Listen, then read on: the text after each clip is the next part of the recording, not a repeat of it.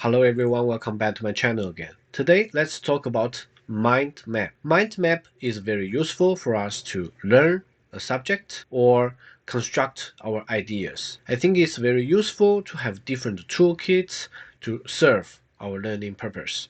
So today we are going to check two mind map tools. One is from Notebooklm, the other one is MarkMap. So before we go to the test, let's first check the different advantages and disadvantages and functionalities from the map that I just drew. So as you can see here, the first one is Notebooklm, the second one is MarkMap. As you can see on the right hand side, I actually have a scoring result. Eventually, I get 6 points for Notebooklm, 5 points for MarkMap. Now I'm going to explain you why I give these scores. For Notebooklm, as you can see, there are 3 boxes I made here. So basically, the first box is about if it is open source or not open source, how about the storage, vertical integration, and so on. As you can see, for Notebooklm, you need a Google account to log in. You have cloud storage, you have vertical integration with different Google applications, and also you can use any documentations from your Google Drive, which is very convenient. However, if you look on the side of MarkMap, it is open source, and usually you just go to the website and you paste the Markdown information, and you are going to save the results in local storage. Then let's take a look at the main part. For both Notebooklm and Markdown Map, for any mind map tools, we need to understand input and output. So for Notebooklm, we have a different input sources. We can put a PDF file without using the Markdown. But if you use Markdown, sometimes you get some slightly different results of the mind map. And then you can save the results in PNG, where you can save it and use it elsewhere. And if we look at the Markdown map parts, the input, you need to structure it to Markdown format. So if you follow strictly the Markdown format provided by MarkMap, you are going to get a very good organized mind map. If you just copy the Markdown of the ChatGPT response, sometimes some of the details will not show because you need to follow 100% the Markdown format provided by MarkMap. Then you are going to see a very clear detail. And about the output, you can have HTML, you can have SVG, so there are some flexibility. And regarding HTML, if you save it, you can expand the node, do some visual changes. It is dynamic, so it's very convenient. So the last part is about additional functionality and so on. So basically, for Notebooklm, you can have additional functions like podcast and other functionalities of Notebooklm because it is not a product specialized for mind map. But now mind map has become one of the functions provided by Google. On the other hand, you cannot customize the mind map. So basically it is one-shot generation. You do not have the chance to modify it directly. This is just one side that is not very convenient. If we look at the MarkMap, it is customizable, which means that you can change how you visualize this mind map. Either you can use different functionalities provided in the website, or you can just delete or add any content in that session. And it also supports long text display and also different format display. So in Notebooklm, the mind map will just show you a structure. It is like an outline, but for MarkMap, you can show both outline and also detailed information. So these are some brief summary of the functionalities and the comparisons. So I also made arbitrary scoring for each part. For example, like for Google Notebooklm, for the first part about the accessibility and so on, I give it 4 points.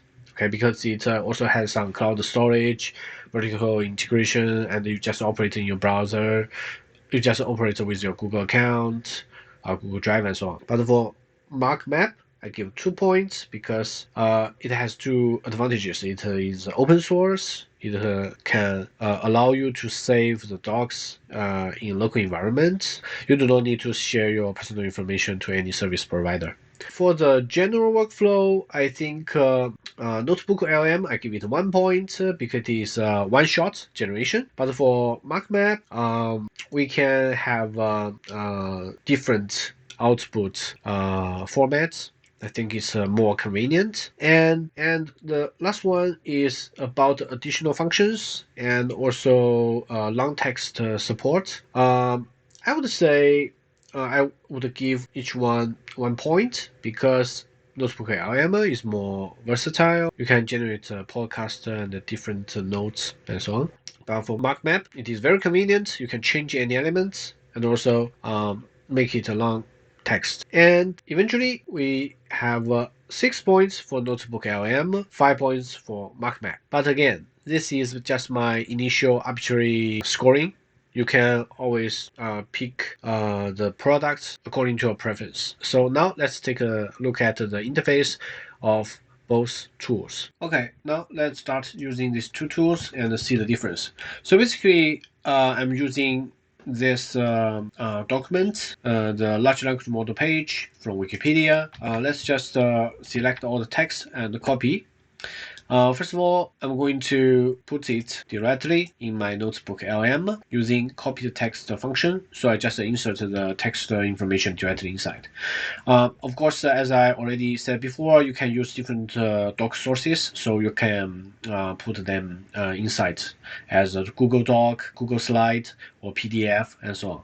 And now I just click copied text, and I'm going to paste all the information here without editing anything. I'm going to insert. So after a while, you are going to see that it already analyzed all the information. So if you click the source, and you can see Notebooklm has already obtained all the information and organized it in its way. And if you go to chat, if you saw my previous video, you already know that you can ask questions, you can generate audio overview, add notes, and so on. But today, let's just focus on mind map. So you just click mind map. As you can see here, it is generating the actually assigned also a title to it. If you click it, you're going to see this is a mind map generated. So you can expand it as you want. Then you are going to see the details. For example, if you see the definition, you're going to see these are the key points demonstrated in the documents you provided. And also you are going to see the other part as well. The results is quite good because generally speaking, what you are going to see here is well organized, right? Then you can download it as PNG file, but what you download is actually the current view. You're going to see, yeah, this is the current view. Okay, it is not, first of all, you cannot change this output because it is an image file already generated. You cannot change each node or the content in the mind map. You can regenerate Notebooklm, but it's not like you can change some specific parts as you want. On the right hand side, we have a MarkMap. MarkMap is very intuitive. You just follow the format and use it, then you are fine. Of course, you can also check the documentations here. It is very well written and organized. You can check it as you want, but I'm going to go straight to the point, try it out. As you can see here, directly on the left hand side, you have a Markdown format provided by MarkMap to have the mind map on the right hand side. Our text in the Wikipedia page is not in this format, so we need to transform it to this format. Now let's take a look at ChatGPT. I'm going to say transform below text to MarkMap format. Okay, so now I'm just going to ask ChatGPT to transform this text to MarkMap format. But there is a little risk here. Sometimes it cannot recognize MarkMap, or if the text is too long, it cannot transform. You see the disadvantage here is that you have to wait for the completion of the response, then you move back to MarkMap. Well, we are waiting for the generation of the response. Let's take a look at the MarkMap again. I think there are several functions very interesting. For example, like the organization of the tabular information. As you can see here, for the product price, you can organize the table as such. And also you can put, for example, this one is some code and also some LaTeX formula. For example, like here, as you can see on the right hand side, you can see the formula and so on. And also the chat box, you can also change the format of the text, like highlight and so on. So, and also here you can add different links. Okay, so the links you can click. So there are different options that you can put different informations inside of this mind. And one of my favorite parts is using wrap long text. If you click it, the long text will be wrapped. So I think it's very useful, especially when you want to see like a very long text. When you wrap the text, you are going to show it in a very good way because you don't want it to expand to the right hand side infinitely. So let's check if we already have it. Yes. Let's try to copy and paste it directly here. As you can see here, we have this mind map. ChatGPT also summarizes the text. It is not displaying the whole text, right? So for initial inspection of this document, I think it is useful because we see the outline, just like Notebooklm. And you can zoom in just in the same session of the web browser. You can check the different detail. For example, like the definition, I can expand as I want.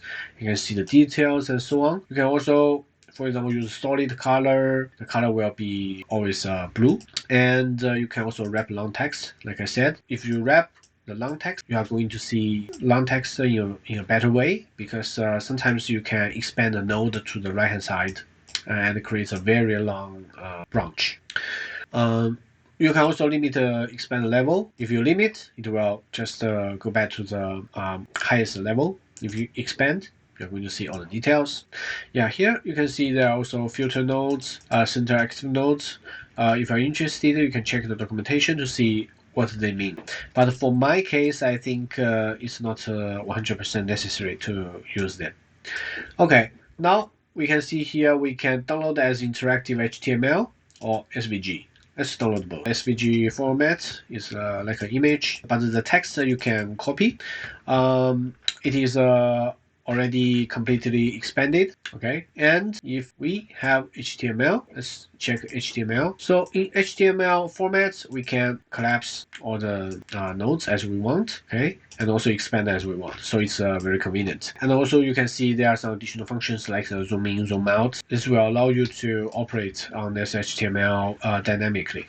Okay, so let's go back to Notebooklm. Today, just to conclude, we have two tools to make mind map. And now you already see advantages, disadvantages, limits, and also flexibilities. I would encourage you to try both and see which one fits your use case the best. I wish you liked this video. If you like my video, don't forget to share with your friends, give it a like, leave a comment. If you have any question, feel free to reach out to me. If you like my channel, don't forget to subscribe. Please support my channel by using the different links in my Linktree page. And see you next time. Bye bye.